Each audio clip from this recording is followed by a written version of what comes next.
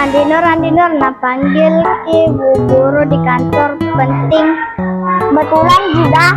Iya betulan, ayo cepat kak. Fatimah pergi mengkapalnya dulu dah. Iya. Astaga Fatimah, bercanda jika le sekilah, tidak nak panggil jika bu guru. Astaga. Menurut pepatah Bugis, na iya olok koloke tuluna riak ketening.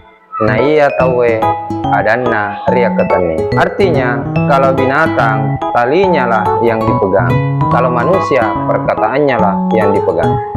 Makna dari peribahasa di atas agar kita senantiasa menjaga lisan kita dan menepati janji serta perkataan kita. Nilai yang bisa kita petik dari pepatah di atas adalah pentingnya berperilaku jujur. Terima kasih.